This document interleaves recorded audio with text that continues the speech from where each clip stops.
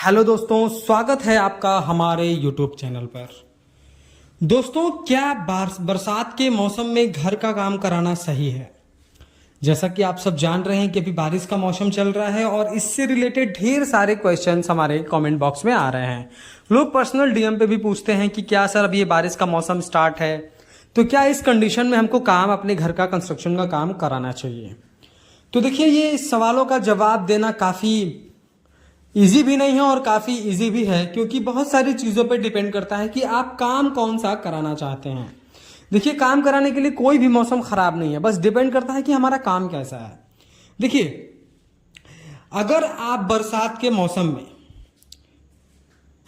Foundation का काम कराते हैं, बीम का काम कराते हैं, स्लैब ढलवाते हैं, सेप्टिक टैंक बनाते हैं, तो आपके लिए प्रॉब्लम है। मैं आपको एक एक करके एक्सप्लेन करता हूं। देखिए, अगर बारिश का मौसम चल रहा है और आपने फाउंडेशन के लिए अगर गड्ढा खुदवा दिया, सपोज करिए 4x4 या 4x5, जो भी आपके इंजीनियर ने आपको डायमेंशन दिया है, जो भी साइजेस प्रोवाइड कराई गई हैं ड्राइंग में, अगर उसके बेसिस पे आपने एक्सकावेशन का काम करा दिया, गड्ढा खुदवा दिया और दिन में आपने सारा काम कराया, रात को पानी आया, बारिश हुई और पूरे गड्ढे में पानी भर जाना है, तो नेक्स्ट डे आप कंक्रीटिंग नहीं करेंगे, नेक्स्ट डे आप पहले पानी को निकालेंगे, जिसमें आपका लेबर कॉस्ट, पैसा, टाइम सब बर्बाद होना है। वहीं आप अगर कॉलम की कास्टिंग कर रहे हैं या बीम की कास्टिंग कर रहे हैं और बारिश आ गई, तो भी कास्टिंग के 3-4 घंटे बाद अगर बारिश आती है तो बहुत कुछ नुकसान नहीं होता है। लेकिन कास्टिंग करते समय बारिश आ गई, कंक्रीट बनाते समय बारिश आ गई, तो आपको दिक्कत होगी। वहीं पर अगर आप स्लैब की कास्टिंग कर रहे हैं और स्लैब की कास्टिंग थोड़ी बहुत हुई है और अचानक बारिश आना स्टार्ट हो गया, तो उसमें आपने जो कंक्रीटिंग स्लैब पर कर दिया है उस पे नुकसान, जो आपने मटेरियल स्टोर करा है उस पे नुकसान, सीमेंट आपने आउटर में रखा है उसका नुकसान, तो ये सारी प्रॉब्लम्स तो हैं। इसी तरह अगर आप सेप्टिक टैंक का काम करवा रहे हैं और बारिश आ जाती है, तो जो भी आपने गड्ढा बनाया उसमें पूरा पानी आ जाता है। आपने अगर मटेरियल स्टोर करवा दिया, जैसे कि आपने सैंड बहुत ज्यादा गिरवा दिया, बारिश आएगी तो सैंड बह जाएगा, सैंड में मिट्टी मिक्स हो जाएगी। और अगर आपने स्टील ढेर सारा स्टोर करवा दिया है और बारिश में अगर स्टील हमारा पड़ा रहेगा तो उसमें जंग लगेगा। सीमेंट तो खैर बहुत सारे लोग सीमेंट जो है कम ही मंगाते हैं और अंदर रखते हैं, पर इनकेस अगर सीमेंट भी आपने ज्यादा मंगवा दिया तो वो भी, उसमें भी सीलन की समस्या की वजह से वो भी सीमेंट आपका खराब हो सकता है। तो ये कुछ ऐसे प्रॉब्लम्स हैं जिनको आप बरसात के मौसम में काम करते समय आपको बहुत ख्याल करना पड़ेगा। देखिए, ऐसा मैं नहीं कह रहा हूं कि बरसात के मौसम में अनएक्सपेक्टेड बारिश कभी भी आ सकती है, ऐसा नहीं है। बरसात के मौसम में भी इन सारे काम को जो मैंने आपको गिनवाया, footing, column, slab, septic tank, material storage, ये सारे काम बरसात के मौसम में कराए जाते हैं। उसके लिए अभी क्या है कि देखिए, हमारे पास बहुत सारी टेक्नोलॉजी आ गई है। हम वेदर फोरकास्ट से वेदर चेक कर सकते हैं कि हमारा कल का और आज का क्या माहौल है, क्या बारिश की संभावना है कि नहीं है। अभी ऐसे बहुत सारे सॉफ्टवेयर्स आ गए हैं जिससे हम पता कर सकते हैं कि क्या, और एप्लीकेशंस ऐसे हैं कि हम पता कर सकते हैं कि कल का वेदर का कंडीशन क्या रहना है। उसके हिसाब से हम अपने कंस्ट्रक्शन के स्टेप को हम आगे प्रोसेस में लेते हैं। तो अगर आपको ये काम कराना ही है, चूंकि काम कराना भी चाहिए, तो आप इसके हिसाब से अपना शेड्यूल सेट कर सकते हैं कि अगर 1-2 दिन काफी बारिश दिखाई दे रहा है तो अभी हमको गड्ढा वड्ढे का काम नहीं कराना है, हम नॉर्मल ब्रिक वर्क का काम कराएंगे।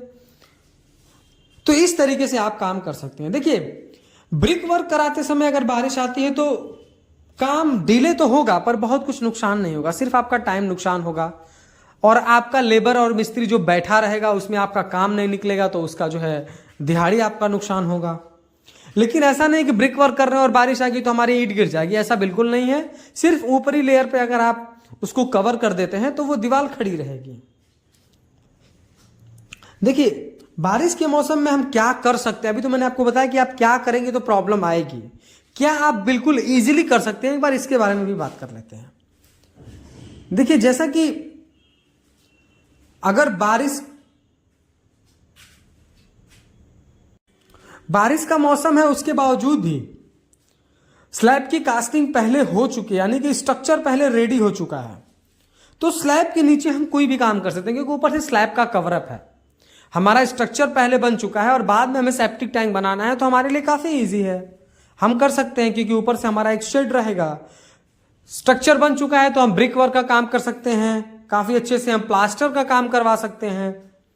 तो तो इन सारी चीजों का बेनिफिट भी मिलता है, क्योंकि अगर हम ब्रिक वर्क करते हैं, मौसम ठंडा रहता है, बारिश आती है, तो क्यूरिंग भी उसको प्रॉपर मिलता रहता है।